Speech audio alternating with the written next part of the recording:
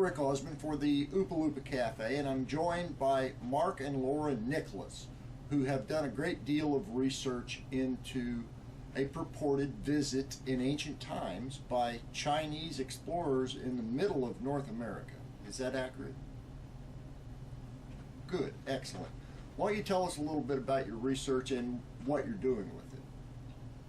Okay, right now, what Laura is doing is translating a Chinese record of world exploration, and it's in the year 1433. I'm going to go ahead and tell him about the book. Well, in 2005, we found a book by Luo Nagung called An Account of the Western World Voyages of the Sanbao Eunuch, which is Admiral Zheng He during the Ming Empire, and they were given a mandate by their emperor to explore the entire world, and this book is about the last series of those voyages. Basically, it amounts to what has come to be known as the seventh voyage of Sinbad, but it is actual nonfiction. Nonfiction, and yet it has some pretty fantastic sounding characters in it. Absolutely. History is full of very fantastic, strange characters. But one of the more important finds, if I understand everything correctly, is what we have known as the Piasaw bird. Would that be Piasaw? Would that be an accurate statement that that's one of the more important aspects? Yes, that would be accurate. Now, it was known as the Piasaw. The original Piasaw was discovered by Marquette in 1673 on the Mississippi River above St. Louis, but he described two monsters that were wrapped around each other, painted on a bluff. They had horns like a Eurasian roebuck. They had scales. They had claws. They were green and black. There was nothing bird-like about them until the 1800s when another man wrote a story after the Piasaw had been destroyed and turned the two monsters of the Piasaw into a giant bird that ate men. And he wrote all kind of fantastic stories about it, and he made money out of it. Basically, he changed the story in order to make money. The original was two dragons, and there is a painting that exists of them from the 1840s by an artist named Henry Lewis, and he was a good artist. He has paintings at the St. Louis Art Museum. His painting shows the remains of a couple of monsters. There's some bodies with scales and claws and all that, but it's within a huge arch painted on a bluff on the Mississippi, and it's within a Chinese-style arch. As soon as you see the arch, anybody who was Chinese would have known it was a Chinese arch with two dragons on it. There's one that's almost exactly like it in Nanjing, China, at the boat yards there. The deal was that at the end of this voyage, the surviving sailors, when they went back to China after their voyages 1433-34, put up a memorial to, what was it, the Goddess of Mercy, Kuan Yin. Yes, it's a temple just outside of the boat yard. And there's two dragons in this arch, and they're wrapped around each other, and you look at it, and you compare it to the painting of the Piasaw from the 1840s. And all of the eyewitness testimony that we have. Especially Marquette, and you realize it's the same thing. And there's little details in the painting from the 1840s we spent several years trying to figure out.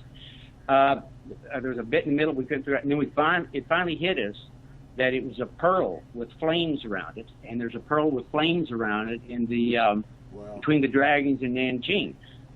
And so the thing is, anybody who was educated Chinese would have looked at the Lewis painting from the 1840s and known immediately it was Chinese.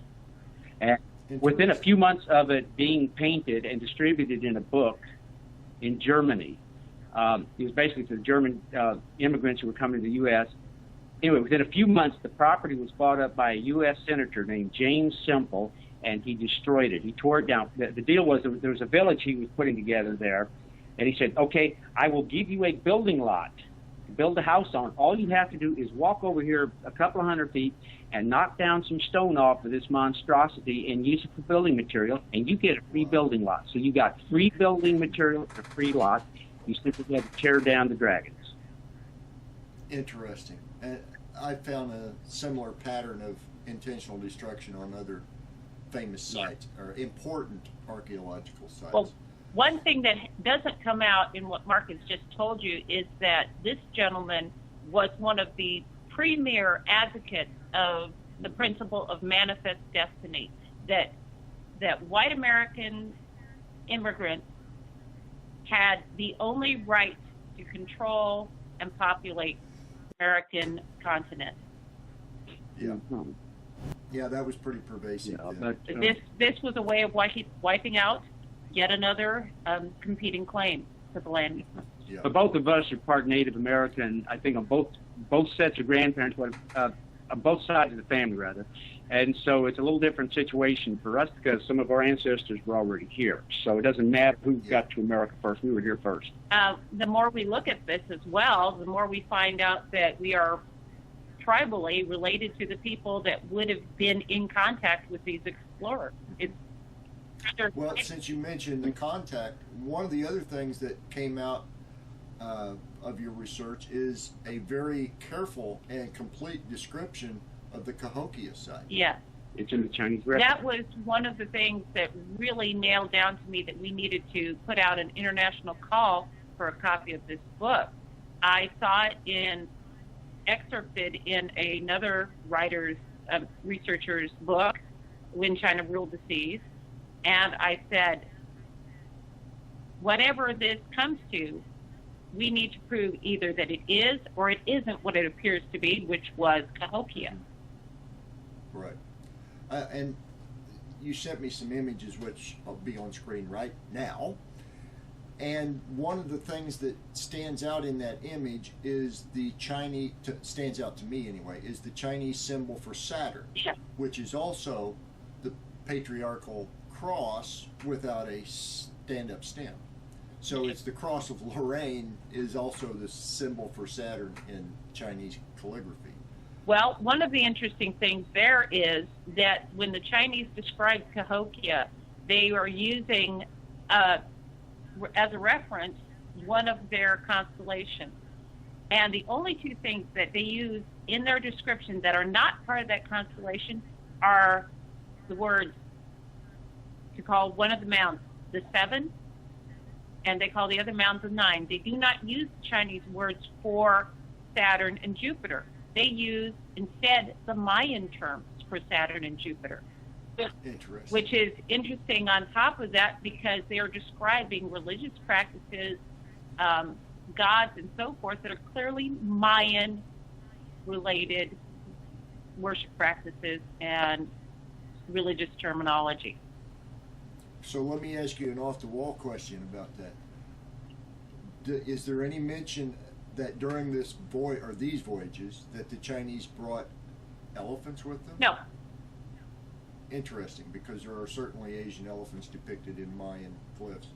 That would have probably been way pre this period. Okay, there could be an explanation for that. The Mayan culture was mother to the Cahokian culture. The mother culture to the Mayan culture was the Olmec.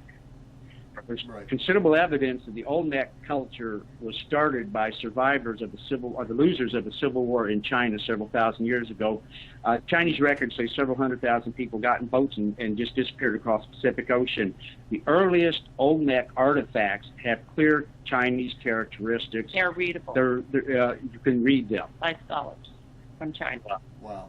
Another thing is that the lineup of the city of Cahokia exactly matches the lineup of many of the mother cities of the Mayan civilization down in Mexico.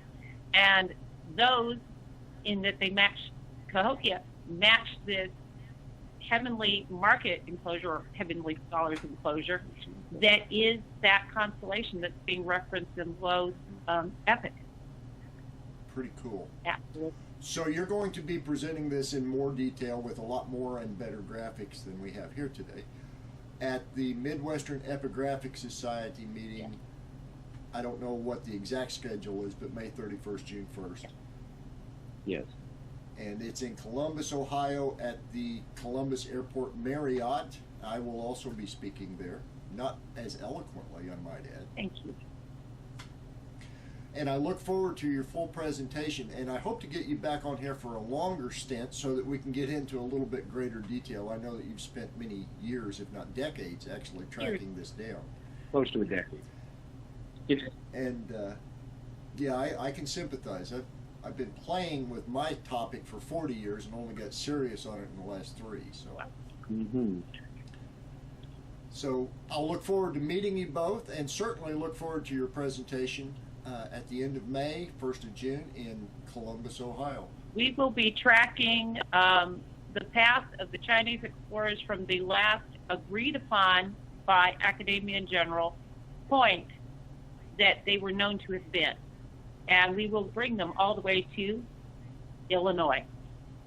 Excellent. Well, I'll certainly look forward to it, and I thank you for being on the Oopa Loopa Cafe today, and this will be out for an enormous amount of viewers over the next day or 2, and I'll send you a link so you can watch it yourself. Okay, just make sure you show a cover of our book, Chasing Dragons, The True History of the Past. I shall. We need to sell more copies. We're trying to send her back to London. Gavin Menzies wants her in London next year. And cool. our topic in Ohio will explain a lot of why. We have some very amazing things to bring out. Well, certainly you'll have my rapt attention, let's put it. Thank you. Our book's on Amazon. Excellent, and it's a beautiful cover, and I love the title as well. And it's just a warm-up. We have so much more to write. There's 3,500 pages approximately of English from the Chinese book when it's translated. It's going to be a lifetime's worth of work. I'm but sure. It explains so much. In fact, what we dealt with recently was this meteor event over Russia. The book mentions a similar event in the Pacific Ocean. We worked out the latitude and the longitude of it, and it's related to a known impact site. And there's also a description of another nearby site, a description of the land there. And I worked out the location. It's southern Australia, and the description of the land fits the land.